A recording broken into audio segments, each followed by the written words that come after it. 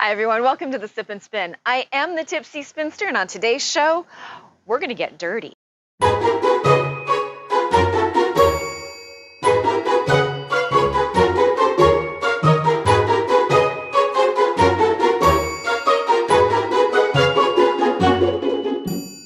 So, as you are thinking about processing your own fleece, there are two books that you might want to have in your library. And one of them is the Fleece and Fiber Source Book, which is a compendium of all things sheep. And the really nice thing about this is it goes into a lot of detail about the breeds, the history of the breed, and then the characteristics of the yarn. And I like this because it shows the variation that you can get in one Jacob fleece. Now, this is a rather heavy tome. If you don't want something that massive, there's also the fleece, the field guide to fleece, which is a much smaller version. The really nice thing with this book is if you are interested in the Livestock Conservancy Shave 'em to Save 'em program, this is year 2. It's a 3-year program. Last year, this was one of the awards for completing a certain number of fleece studies. So you might want to check out that page. I'm not sure if this is still one of the awards that they're offering. I picked this up a number of years ago, and it basically does the same thing, but on a much smaller scale. It does a lot. There are a lot of similarities between this book and the Fleece and Fiber Source Book. So it gives you a little bit about the history, and then once again, it talks about the fleece, and this book also shows the variation and the variety that you can get with just one fleece. As I was saying in the first episode this season, Jacob is one of my favorite fleeces to process because there's a lot of variety in every fleece, and it's a relatively easy fleece to process. This is Venice, and I have separated out all of the colors, and I realized that there are actually 4 potential colorways for this particular fleece. I've got the very dark, and then it goes from dark to light. Duh, you can kind of see that. So what I'm going to work on today is going to be the white, because I want to show how scouring can turn kind of fleece that is cream in color to a really nice bright white. So I'm going to put the other 3 colorways aside separately, and I'm just going to work on this one. I'll be right back. All right, so what exactly do you need to start processing your fleece? Well, initially for the cleaning portion of it, all you need to start are your hands. There are a couple different ways to do this, and again, there are no right or wrong ways to do this. Realistically, as clean as this fleece is, I could just go through and gently open this up, wash it, and I would be fine. Do a little, but see, as I'm shaking it out, and you can see, just in the shaking, I'm starting to get that one layer of, I'm going to just call it sheep funk. We need to remove 2 things when we process a fleece. We need to remove the sheep funk, which is the sweat, the mud or dirt, vegetable matter, maybe if there's a little poop left in there. And then the second is the lanolin. And Jacob sheep don't have a lot of lanolin to begin with, which makes it a lot easier to process for first-time processors. You're not going to have to remove as much lanolin. It's not like merino or one of the other sheeps that just has a huge lanolin content. Now, for me, I would much rather get as much of the vegetable matter and dirt out before I scour it for 2 reasons. 1, it's going to make my soap work more efficiently, and 2, it's going to be less processing after I wash it. And what I've discovered just myself is if I forget to open, or if I don't open up the fiber well enough, then it does make more work, and it's not going to get as white, it's not going to get as clean in that process. So I want to do a little bit more on the front end. So what do we need to do that? I usually use a flick carder, and there's 2 choices here. You can either buy the expensive Ashford flick carder, or you can go to the dollar store and get a pet slicker. And as you can see, the teeth the carding cloth is similar, and all we're doing is opening up these locks. So this little guy is going to work just as well, and I'll show you what I mean. So I'm going to pull this out, and because I know that I'm going to be putting this through a drum carder, I'm just going to very gently flick and open up these locks like so.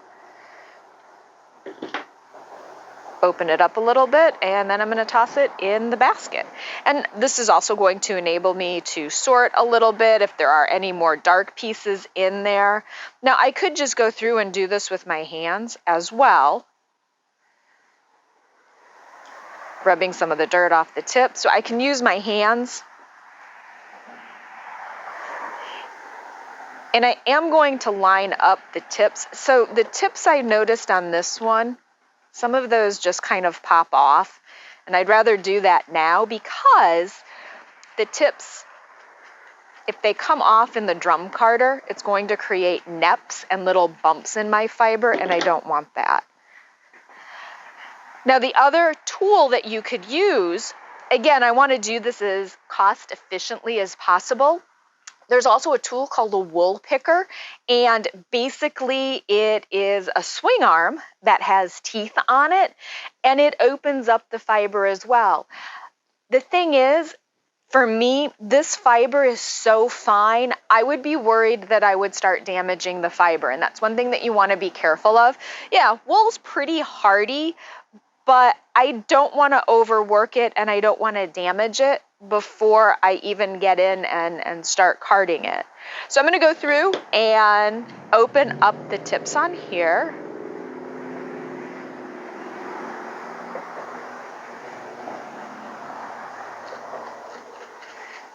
Loosen up some of the dirt.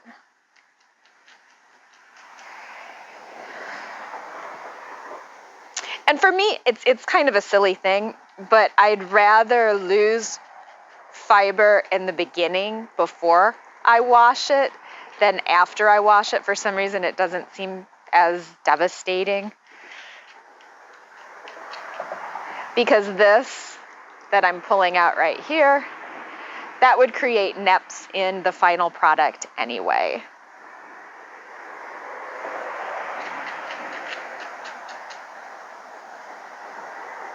And this is actually really clean fiber.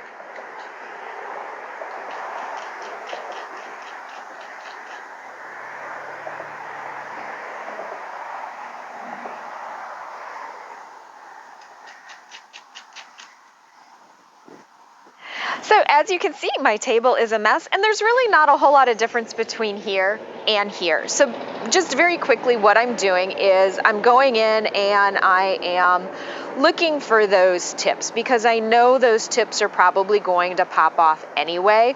Do I have to do this before I scour? No, I don't. I just prefer doing it before I scour. So all I'm going to do is gently flick those tips off, like so. And then in here, I realized there are these little seeds, and I'd really like to get those out because the soap isn't going to remove the vegetable matter. It's just going to remove the dirt. So I am going to open that up, shake it a little bit more. Again, I'm making my work a little bit easier on the tail end, and then I'm going to put it over here. And as you can see, there's not a lot of difference between what I've gone through and opened up and what's on the table. So like I said, once you sort your fleece, yes, you can absolutely start scouring it. I just like doing this extra step because all of this now, this would create those neps or those bumps if I were to just put it straight through the carder. So I'm going to finish this and get my water ready, and I will start scouring. So into the bucket, I have the soap and water, and I followed the directions on the back. I put in a tablespoon to a couple gallons of water. Now this is, again, processor preference. I know a lot of people like processing in a container like this. It makes it very easy to dunk and push out, so that is certainly an option. Me personally, I like to let it go in, and it's like watching it as it soaks in and gets in. It's almost like watching cotton candy melt, which is kind of funny. And my water is pretty warm, so I'm going to enlist the aid of a trusty pool noodle. Because again, I don't want too much agitation. I just want to get it down there to get it wet.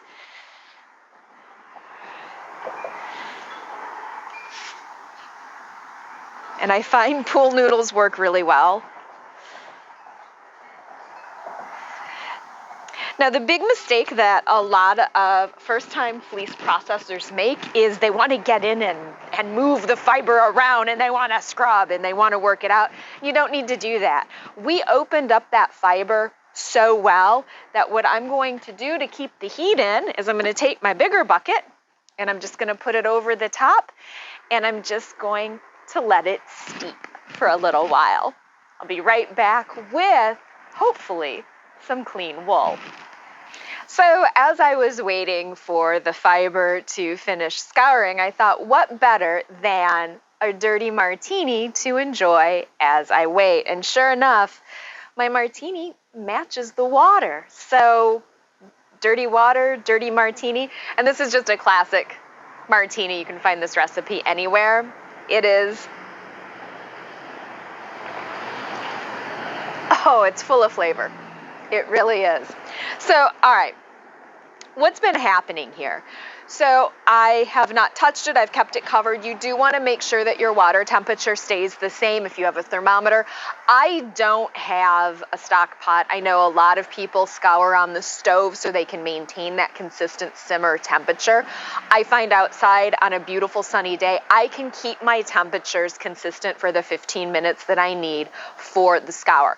Nope. I don't do a pre-soak. I don't do anything like that because I just don't feel like I need to. And for me, it seems like I want my fiber being moved around as little as possible. The less the fiber moves, the less likely it's going to felt.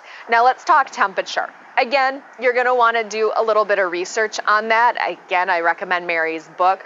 For me, for the softness of my water, I do have soft water. So I have soft water. I maintain the temperature. It's between 135 and 140, and 15 minutes is what works for me. So now what I'm going to do is I'm going to take the fiber out. And the easiest way to do that is with the bowl of a salad spinner, and then I've got the bucket that I use to fill everything in. So I'm not going to fill this because I'm basically just going to dump water out and rinse it. So check back in I will be back in just a second to talk about spinning the extra water out. I'll be right back. All right, so I have washed the fiber, and there's still actually quite a bit of moisture in here. So I could use a salad spinner to spin the water out. But what I found that I really like, because it cuts drying time down like exponentially, is a spin dryer. So this is the Panda spin dryer, and I'm going to put the locking piece on top. You always want to put that in there and close it, and I'm going to let this spin for a few minutes, and we'll see. This is also a quick check to see how clean my water is, which I did a good rinse.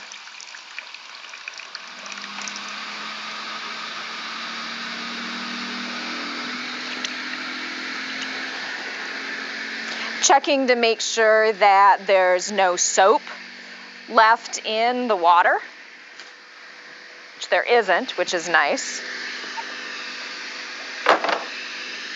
And usually I let it go until it is, and I don't do this on a table, I'm just doing that to show you. I usually always do it on the ground, but I'll let it go until it stops. seriously, this right here, best investment ever for processing. And now when I take it out, we have gorgeous white wool that I am going to come over. Drying racks, you can do a lot of different things, but I'm just going to set this on the drying rack in the sun. Oh, there.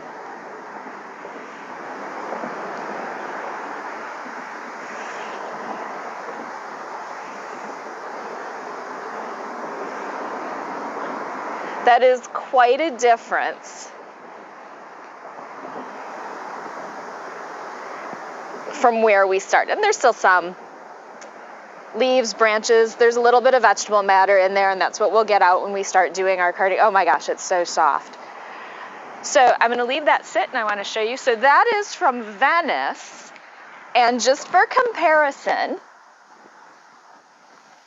because this is quartz, so just as a comparison, that's where we started, and with just 15-minute scour, this is what we ended up with.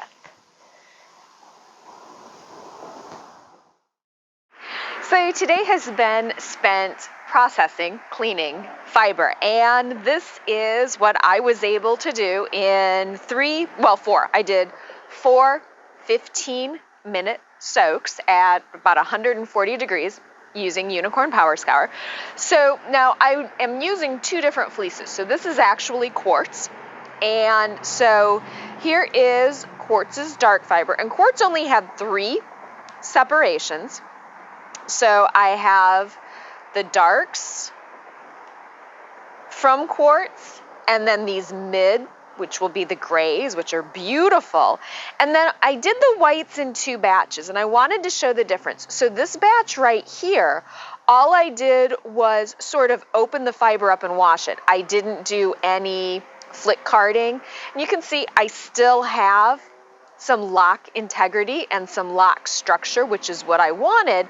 But the downside, I have all of this vegetable matter that I am going, it's just leaves and branches. It's nothing, it's not like I've got to rescour it. I'm going to have to card all of that out. So I maintained my lock structure, but I've got some vegetable debris that I'm going to need to now card out. Whereas what I have over here, I flick carded and opened up the locks before I washed it. And as you can see, it's significantly cleaner. This is going to be a lot easier to prepare for spinning. So we have done all of the washing, which is kind of the hard part. I mean, this is sort of the lengthy part. On the next show, I am going to talk about whether or not I should comb this fiber or card it. Please stay tuned for the next episode as we continue to move from fleece to fabric. As always, thank you so much for checking in. Happy processing.